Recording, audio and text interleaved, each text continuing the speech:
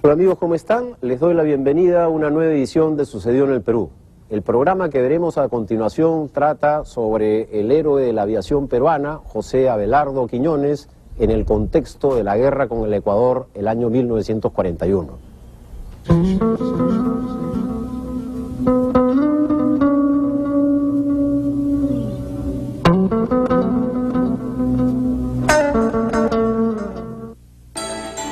José Abelardo Quiñones nació el 22 de abril de 1914 en el puerto de Pimentel, provincia de Chiclayo, departamento de Lambayeque. Su familia pertenecía a la clase media y en su niñez vivió en el ambiente típico de un balneario.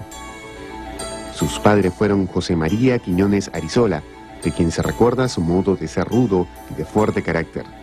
Él era agricultor de oficio y su madre María González Orrego, una dama reconocida por su bondad y calidad humana. Mi bisabuelo, papá de mi abuelo y de José Quiñones, era una persona con valores patrióticos muy elevados.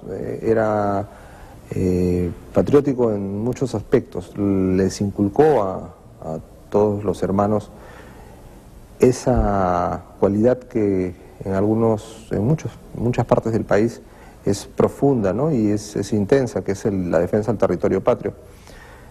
Inclusive su personalidad política.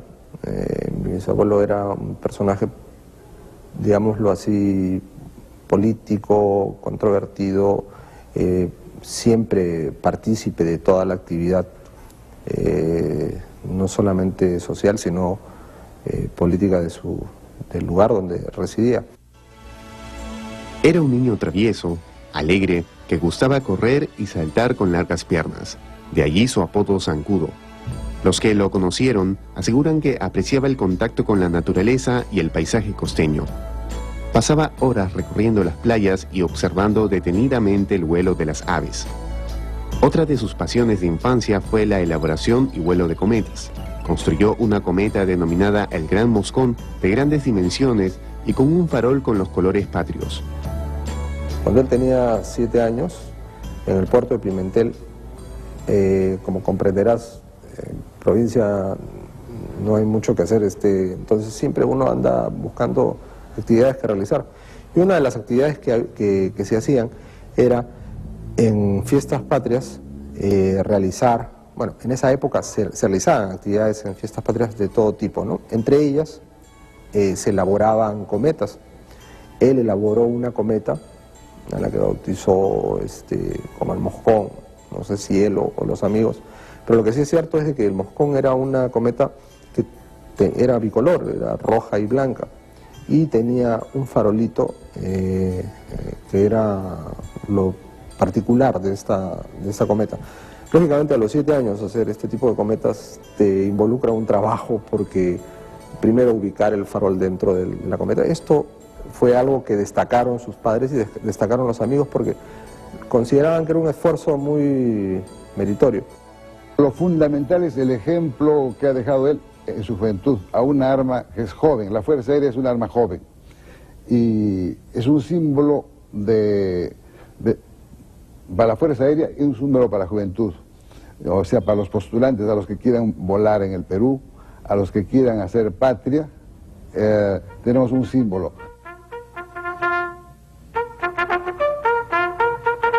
Representa a todos los aviadores que han entregado su vida para mantener el territorio peruano. Sus primeros años de estudiante los realizó en el Colegio Centro Educativo Juana Alarco de Danmet. A continuación se trasladó al Colegio Nacional San José de Chiclayo, donde culminó sus estudios primarios. En 1928, sus padres lo enviaron a Lima. Allí cursó sus estudios secundarios en el Colegio La Recoleta, dirigido por la Congregación de los Sagrados Corazones, y en el Colegio Nuestra Señora de Guadalupe, donde terminó la secundaria. Cuando llega definitivamente ya para quedarse en Lima, hace prácticamente todas las gestiones referentes para su presentación en la escuela, pero antes, en el Guadalupe, había desarrollado una gran amistad con muchos de los alumnos que eran de su promoción y que luego se convertirían en cadetes FAP, en esa época cadetes CAP, porque era el Cuerpo Aeronáutico del Perú. Esta amistad, de alguna manera ceñida con todos estos personajes, con todos estos amigos, hizo de que él se sintiera mucho más identificado, mucho más atento con la fecha de la postulación. En la capital, el joven Quiñones reafirmó sus inclinaciones y su vocación de aeronauta. Así, al concluir su secundaria, venció la resistencia familiar y en febrero de 1935 dirigió sus pasos a la Escuela Central de Aviación Jorge Chávez de Las Palmas. Él tenía muchas condiciones para algunas vocaciones, entre ellas la química.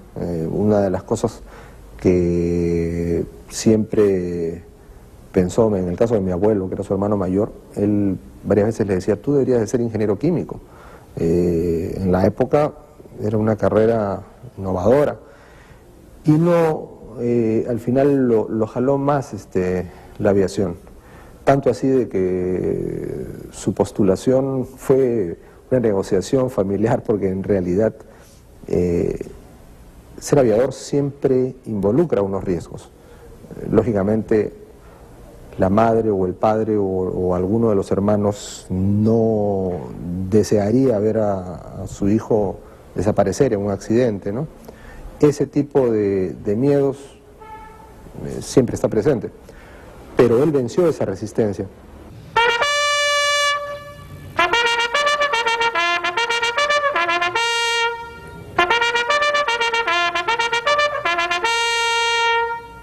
Mirando su ejemplo, viendo la dedicación que tuvo a su carrera, al despego que tuvo de la vida por hacer algo por su nación, para defender los sagrados intereses de la patria, es un ejemplo que es digno de seguir.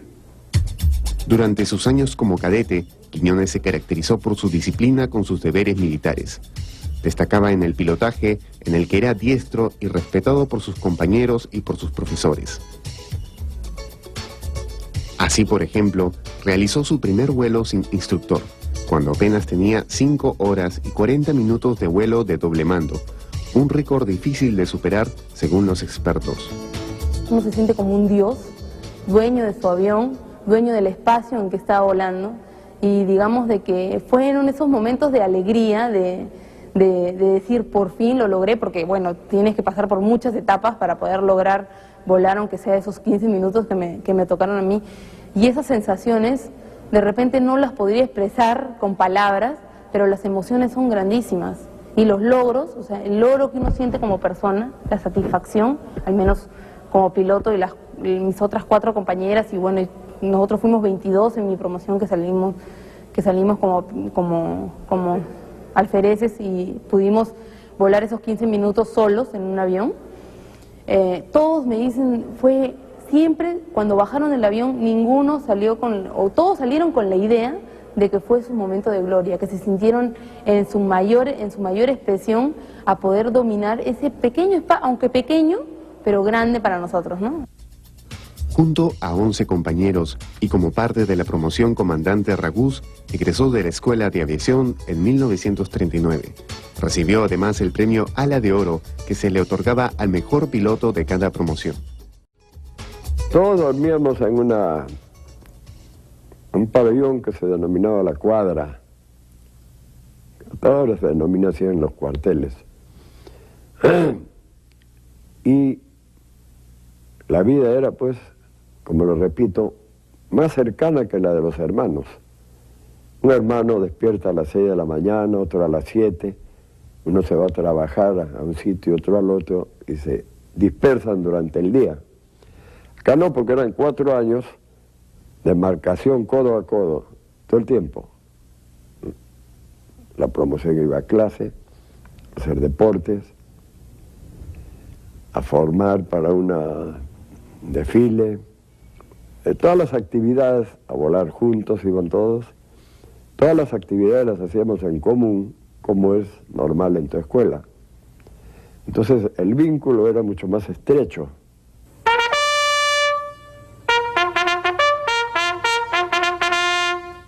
Hacía mucho deporte también. Él jugó el High Alay que trajeron los españoles en esa época. El High Alay es un juego que se juega con 3 paredes muy altas, unas canastas en la mano, el frontón también le llaman. Entonces se juega dándole a una pelota como de tenis, golpeando, y uno puede golpear todas las paredes, y ese es el juego de pelota vasca.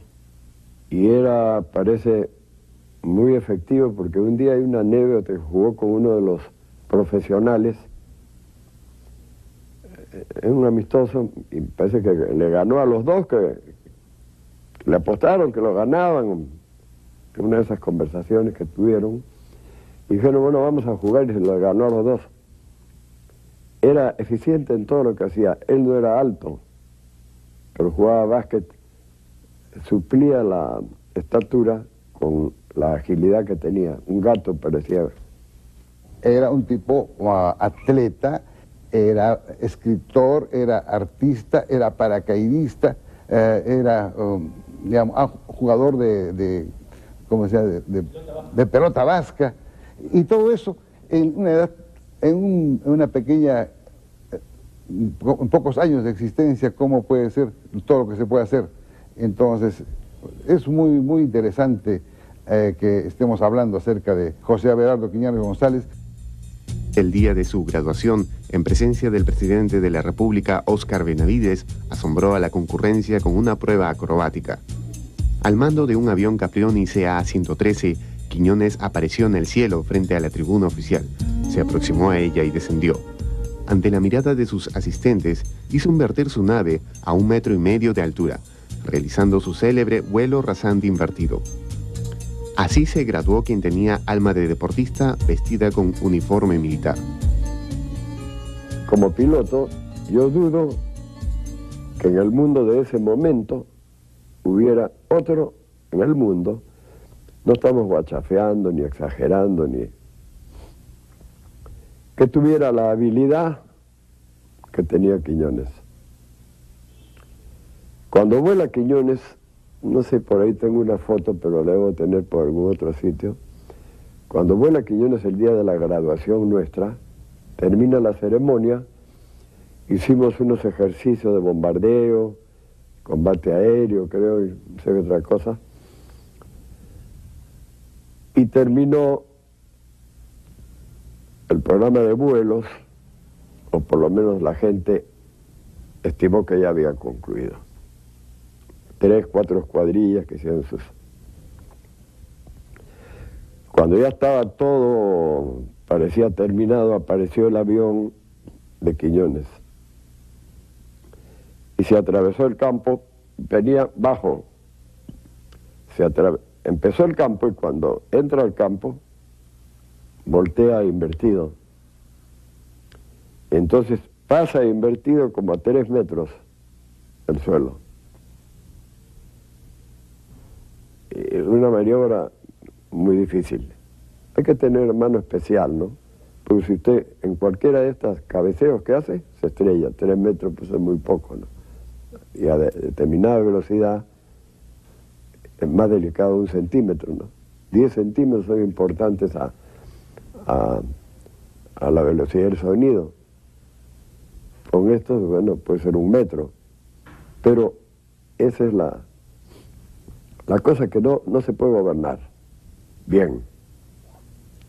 Entonces pasó invertido, volvió, 3 pasajes hizo. El segundo más bajo, bueno, por ahí algunos exagerados dicen que el tercero fue a 1,5 metros. No sé, pues puede ser que haya sido a 1,5 metros. Hay fotos, ¿no?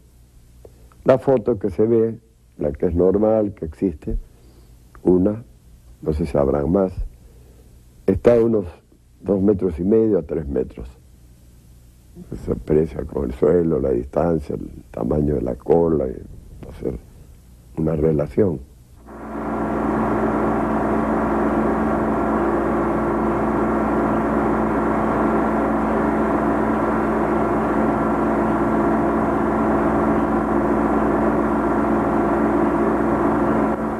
Esa maniobra hemos ido por muchos sitios del mundo. Los agregados aéreos son están todos ahí presentes, y ninguno le podía certificar que alguien lo hubiera hecho en su unidad en su país.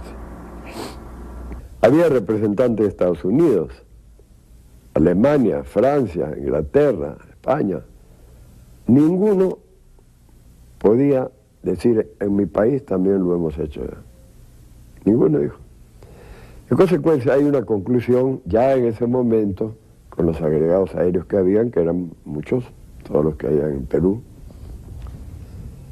que esa maniobra lo hubiera hecho alguien, que habían hecho invertidos muchos, pero a 50 metros, a 100 metros, a 20, pero a esa altura, no.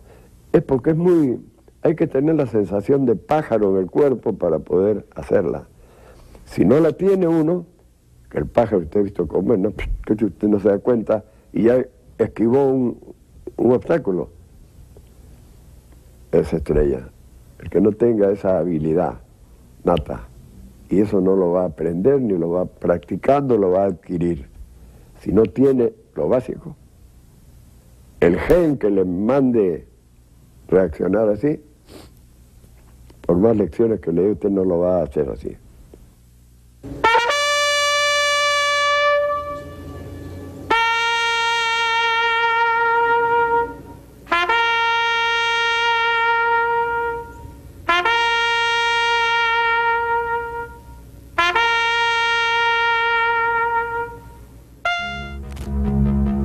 El nacimiento de José Abelardo Quiñones en 1914 coincidió con la Primera Guerra Mundial.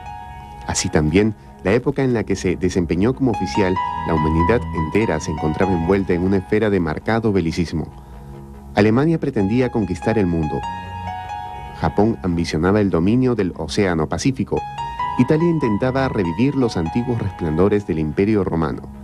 En España, los ideales republicanos se habían derrumbado en una larga guerra civil de más de 1 millón de muertos. Era el contexto previo al estallido de la Segunda Guerra Mundial, y esos aires de guerra llegaron también a nuestro continente, donde algunos países empezaban a inquietarse con pretensiones expansionistas. El Perú multiplicaba esfuerzos para fortalecer su fuerza armada en previsión de posibles contiendas en defensa de su integridad y soberanía. La frontera más riesgosa era la del Ecuador.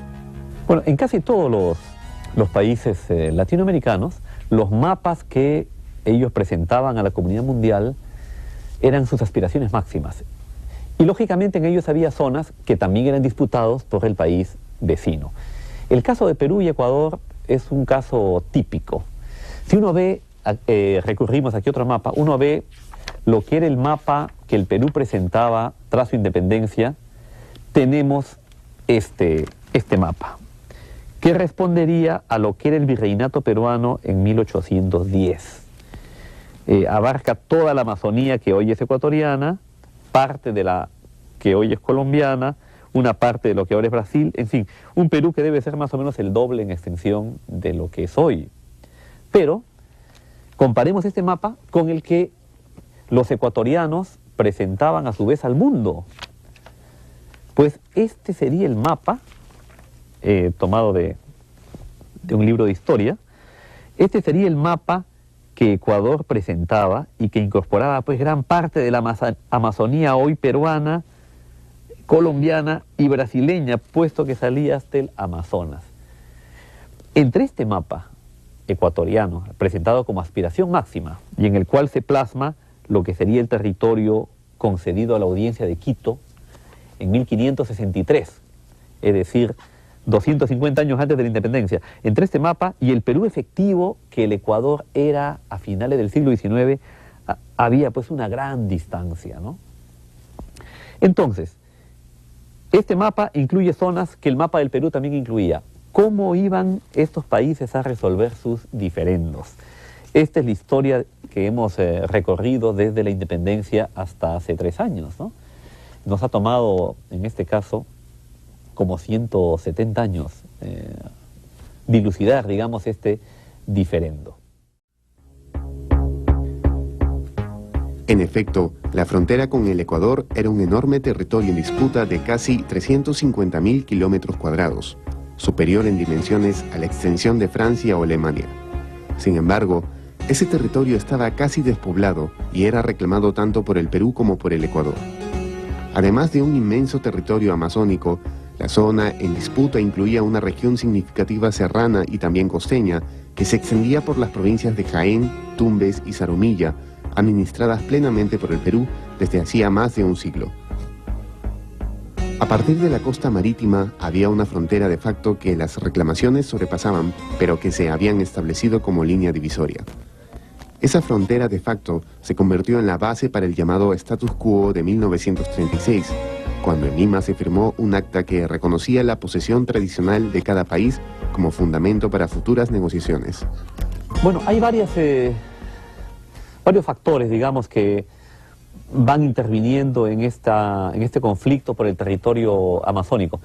Para empezar, era un territorio muy despoblado y relativamente marginal para ambos países. Esa creo que es una razón por la cual demoró tanto su resolución.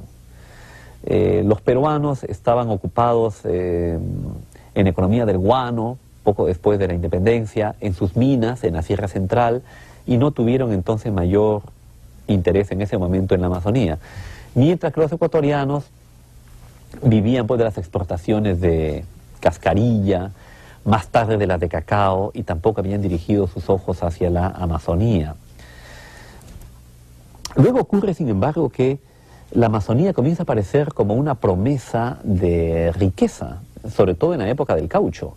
Es entonces que ambos estados vuelven sus ojos hacia este territorio, como espacio de colonización y de la economía cauchera. Cada uno entonces empieza a interpretar las reales cédulas del tiempo español que más le favorecían. El Perú tenía un argumento muy importante en la Real Cédula de 1802, por la cual la Comandancia General de Mayna se habría reintegrado al virreinato peruano. Pero los ecuatorianos se amparaban en la Real Cédula que creó el virreinato de Nueva Granada en 1739. Entonces, ¿cuál de estos principios se iba a aplicar? Sobre ese que comienzan a disputar peruanos y ecuatorianos y deciden recurrir al arbitraje del rey de España, que parecía lo más lógico, ya que todas estas reales cédulas habían sido emitidas por el gobierno español antes de la independencia. El rey de España, luego de varios estudios y consultas, estaba a punto de emitir su fallo ya hacia 1910, pero los ecuatorianos, que se habían enterado de la naturaleza de este fallo, interpretaron que no les era favorable, y entonces hicieron maniobras para que el rey de España se inhiba de darlo. Es una cosa paradójica, puesto que si los ecuatorianos hubieran aceptado el fallo del rey de España, habrían tenido más territorio que el protocolo de 1942 luego les concedió. Precisamente en este libro tenemos también un mapa donde se presenta cuál era dicha línea. La línea roja, que es la más favorable al Perú, es la que es determinada por la Real Cédula de 1802. La línea verde es la línea del Protocolo de Río de Janeiro de 1942, que es la que ha quedado hoy. Y la línea entre morada y marrón es la línea que habría sido sancionada básicamente por el rey de España en 1910 y que se basaba en un tratado de 1887 que el Perú había firmado poco después de la guerra con Chile, en un momento de gran debilidad para el Estado peruano. En consecuencia vemos que respecto de la cédula de 1802 hemos cedido un territorio al Ecuador, pero respecto del acuerdo de 1887 hemos ganado más bien porción territorial. El año de 1941 trajo numerosas novedades en el curso de la Guerra Mundial. Alemania avanzaba en Europa continental y en los Estados Unidos se agudizaban las contradicciones que lo llevarían a participar directamente del conflicto. Después de un primer momento de neutralidad que se rompió cuando el Japón atacó la flota americana anclada en Pearl Harbor en diciembre de ese año. Estados Unidos era gobernado por Franklin Roosevelt, que en preparación a la guerra había diseñado una amplia política latinoamericana denominada el Buen Vecino, que trataba de mantener unido al Nuevo Mundo y la democracia continental contra las amenazas del fascismo. Por ello, Estados Unidos vio con muy malos ojos el estallido de una guerra en América Latina que comprometía sus objetivos para la región. La guerra del 41 se da en el contexto de la Segunda Guerra Mundial, poco antes de que los Estados Unidos se involucren en la Segunda Guerra Mundial. Estados Unidos quería tener controlado, podríamos decir, el espacio latinoamericano si se iba a embarcar en una guerra como de las proporciones de la Segunda Guerra Mundial, ¿no? De manera que cuando estalla el conflicto entre Perú y Ecuador, como te digo, en vísperas de la Guerra Mundial, cuando ya se preveía que Estados Unidos, por angas o por mangas, iba a terminar involucrado en la Guerra Mundial, Estados Unidos trata de resolver este conflicto de manera más o menos rápida, para no tener una zona convulsionada en lo que era su área de influencia. Luego, durante las tareas de demarcación, Estados Unidos está justamente terminando su participación en la Segunda Guerra Mundial. Es el periodo en el que poco después se entrará a la etapa llamada de la Guerra Fría con la Unión Soviética, y para Estados Unidos era muy importante que no hubiera conflictos en América Latina que pudieran dar motivo a la intromisión de otras potencias como la Unión Soviética, por ejemplo, en el espacio latinoamericano. Recordemos que la Unión Soviética había logrado meter una cuña en Cuba y cualquier conflicto político podía transformarse en un conflicto social donde las potencias socialistas pudieran entrar. Es por eso que para los Estados Unidos fue muy importante tener estos conflictos controlados y tratar de resolverlos. Dentro del contexto belicista de los años 30, Quiñones tuvo su primer destino como oficial en Ancón, donde conformó el Escuadrón número 4. En ese momento atrajeron su atención los aviones anfibios. Volaba diariamente y permanecía al lado de los mecánicos, aprendiendo con ellos. Durante esta temporada también realizó pioneros vuelos en planeador.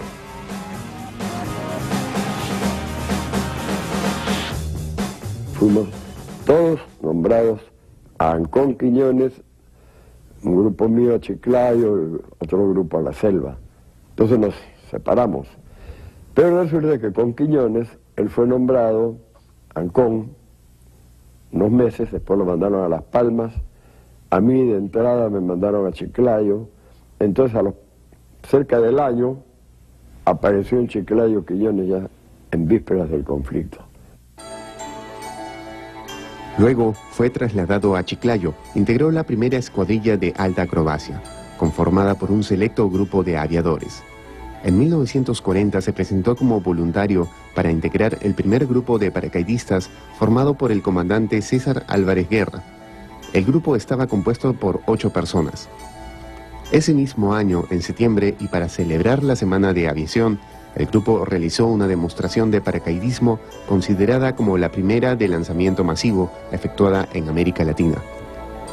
A continuación, es nombrado oficial piloto del 21 Escuadrón de Caza, recibe su NA-50 y lo bautizó como Pantera. En este mismo escuadrón se encontraba el alférez Renán Elías Olivera, compañero de Quiñones en la promoción Ragús. Llegado el año 39, tuve la oportunidad de que se me asignara un avión a mi cargo, que era el avión Nora. En la escuadrilla de caza fui destacado. Y entonces, entre los muchos aviones había uno, necesitaba mecánico, y me pusieron a mí como responsable del mantenimiento de este avión North American 50, número 3 de la 41 escuadrilla del 21 Escuadrón de Caza. Y mi sorpresa fue que justo teniendo yo a cargo el mantenimiento de este avión, llegó a la base de Chiclayo el alférez José Abelardo Quiñones González, que había salido recientemente de la promoción Ragús. Era muy amigo mío, me hice amigo, pero siempre guardando la debida distancia de graduación, él como oficial y yo como suboficial.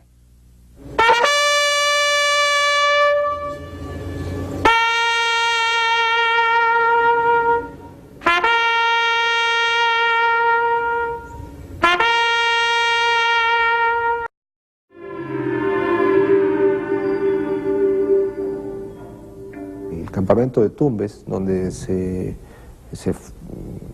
asentó la escuadrilla, se realizaron trabajos previos. Estos trabajos previos básicamente comprendían, en primer lugar, labores de observación. Poca gente sabe de que el capitán Quiñones desarrolló labores de observación, de piloto observador. Esto involucraba no solamente ingresar a territorio ecuatoriano en su avión y trasladarse un poco más allá de lo que normalmente debía, para uno tener operaciones de trabajo psicológico, ¿no? Es decir, ellos bajo órdenes lanzaban algunos volantes llamando a la población ecuatoriana a que no se suscitaran más enfrentamientos. Luego de ello tenían recorridos en bote por el río Zarumilla para tratar de detectar instalaciones ecuatorianas que básicamente eran pequeños, digámoslo, cuartos hechos de madera donde asentaban a sus efectivos. Entonces, esta labor es poco conocida. Tenían en un libro de bitácora que tenía uno de los integrantes de la escuadrilla, se narra básicamente todo lo que pasa día a día durante el campamento, durante la estadía en el campamento de Tumbes. Narran la inclemencia del tiempo porque en esa zona hay un aire muy fuerte. Este aire en la noche se hacía más presente y por supuesto ellos utilizaban los tanques de gasolina vacíos como mesas de noche. El rancho, la comida se turnaban, digámoslo así, para poder prepararla. Cuando salían, básicamente tenían que hacer una descripción clara de la ubicación en el área, para, según las indicaciones de sus comandos, poder ubicar el momento exacto de ataque.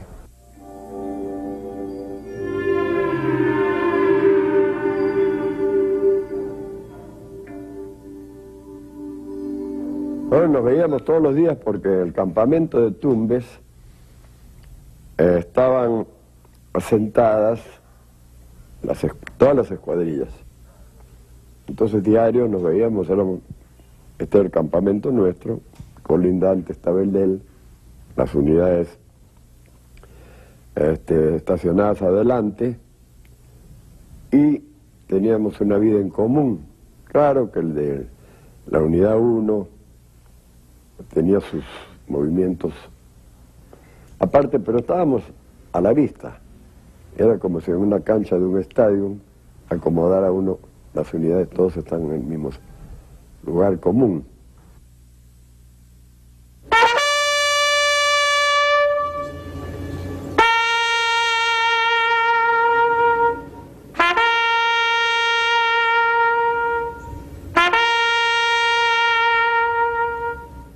Julio, a las 7:50 horas, la escuadrilla 41 despegó del campo de Tumbes para atacar y destruir las posiciones enemigas de Rancho Chico y Quebrada Seca. Esta cuadrilla estaba conformada por el teniente comandante Antonio Alberti, los tenientes Fernando Parot, José Quiñones y el alférez Manuel Rivera, quienes piloteaban los aviones de caza North American 50. Fueron a hacer en Quebrada Seca una misión de ametrallamiento, pero poco antes de embarcarse en Tumbes, en el campamento de Tumbes, el alférez José Abelardo Quiñones González, en una espoleta de una de las bombas que le iban a colocar a su avión para que lanzara, pone: siento saludarlos en esta forma. Y yo le dije: mi teniente, esto no le ven los ecuatorianos. Y él me contestó: no, pues Rafa, es una ironía mía, porque la bomba va a estallar y no van a leer. Transcurren los segundos, sentado en la cabina, cierro su cabina, le deseo buen viaje, él me da la mano, me dice: ya regreso, Rafa. Salió a su misión, yo no lo volví a ver más.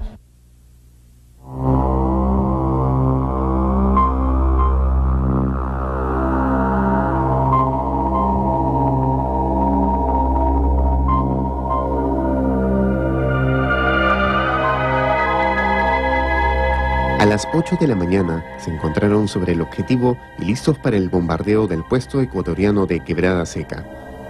En este momento, cuando el avión 21-41-3 que piloteaba el teniente Quiñones efectuó el descenso para lanzar sus bombas, fue alcanzado por el fuego de la artillería enemiga, afectando la nave en sus partes vitales.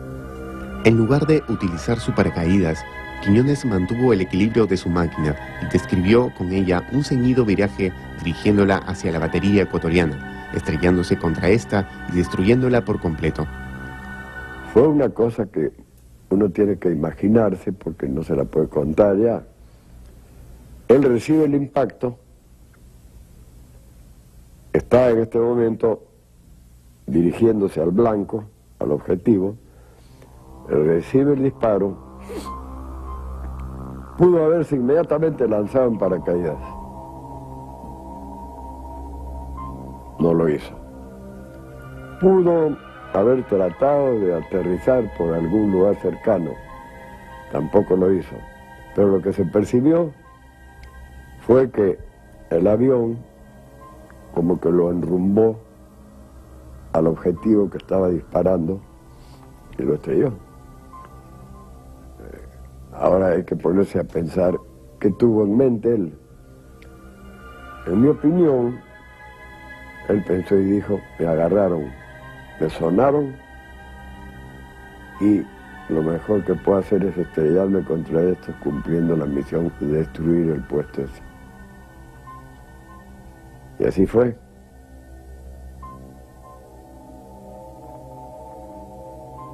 Esta carrera es de mucho sacrificio, hay que ponerle muchas ganas, hay que tenerle muchas ganas.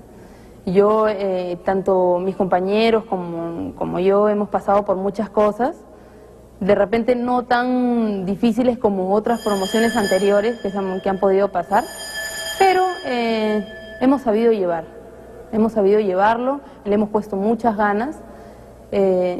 Cuando tienes la carrera en la sangre, solamente fluye y uno se deja llevar. Y bueno, como siempre digo, uno tiene que amar lo que hace y dar todo de sí. Y de ahí para adelante los logros llegan.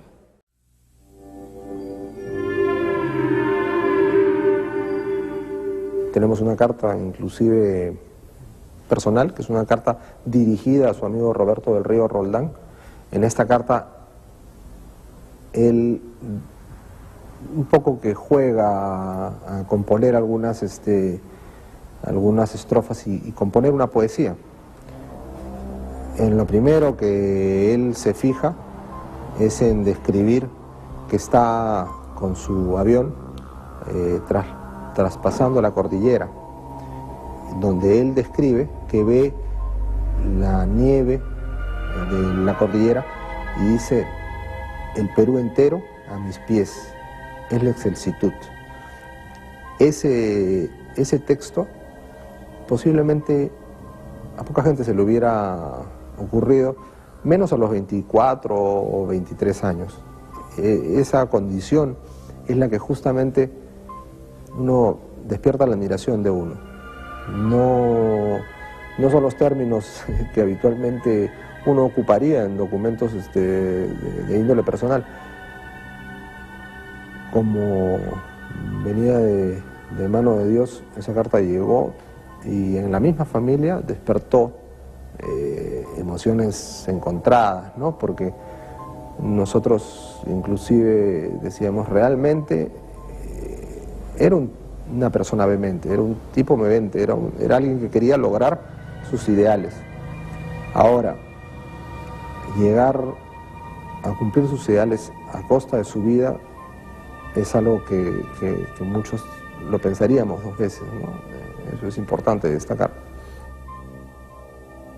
Su acción heroica fue reconocida por el gobierno peruano y se le concedió el ascenso póstumo a la clase de capitán de aeronáutica por muerte en acción de armas.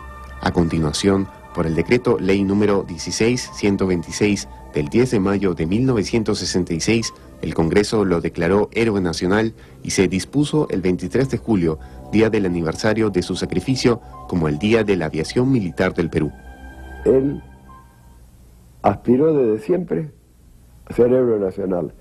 De muchacho, no sé, yo digo soy héroe, quiero ser héroe. No sabe uno por qué lo dice muchas veces, pero lo repite. Y lo repite, y él lo tenía como obsesión. No decía quiero ser héroe, ¿no? Pero hasta en los cantos, como ponían ahí, derribado, pero sobre el objetivo, todas esas expresiones que había.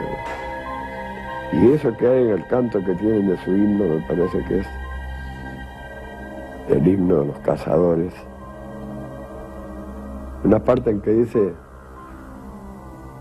derribados, pero sobre el objetivo, que es lo que al final se produjo.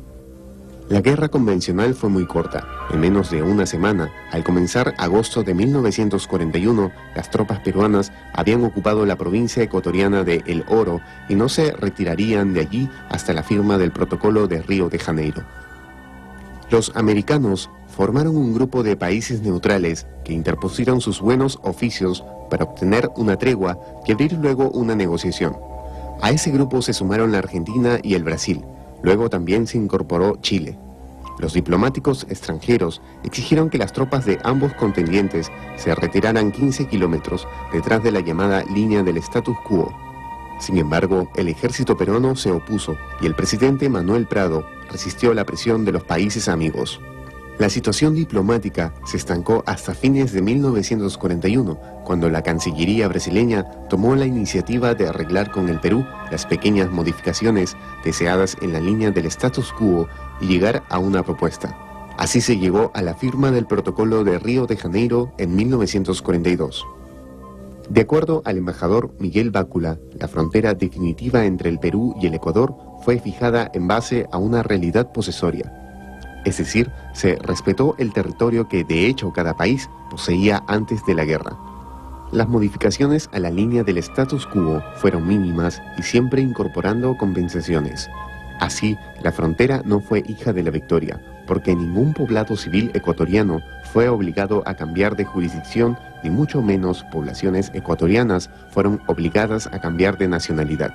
Por el contrario, en la más importante victoria militar obtenida por el país en el siglo XX, se ratificó el carácter nacional, generoso en la victoria y comprensivo con el país derrotado y yacente. Gracias a esta actitud, pudimos incorporar prácticamente todo el territorio en disputa sin ningún trauma, firmando una paz definitiva en 1998. La vida de Quiñones es un ejemplo de cómo las naciones y sus instituciones crean héroes. Su vida fue corta, vivió apenas 27 años.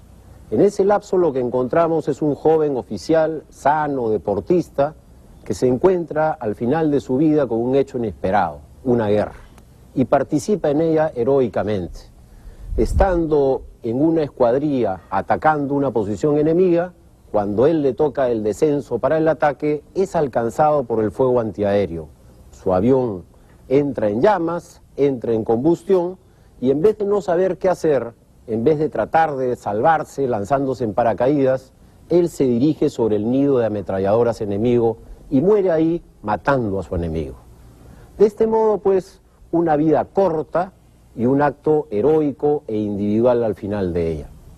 Pero la aviación lo recoge inmediatamente, carente de un héroe nacional que la simbolice, como sí tenía la Marina, como sí tenía el Ejército, por ser la aviación una creación reciente, una creación del siglo XX, pues la aviación necesitaba un héroe, que no era Jorge Chávez, que al fin y al cabo era un civil. La aviación lo que requería era un héroe uniformado, y lo encuentra en Quiñones. Y es así como se sucede el proceso de creación de un héroe.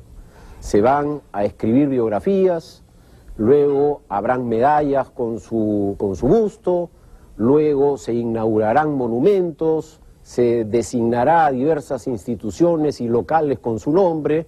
Hay un proceso consciente de crear un héroe, porque la institución lo que requería era un símbolo, un paradigma con el cual educar a las jóvenes generaciones de oficiales.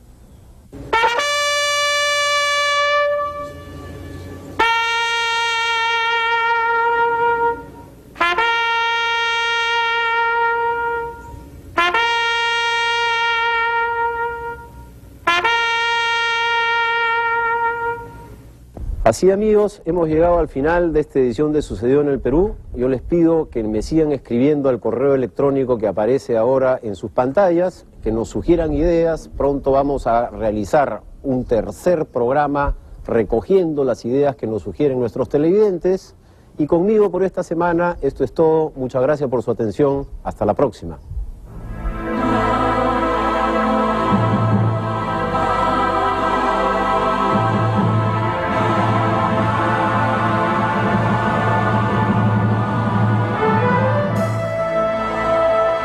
Va por usted, José.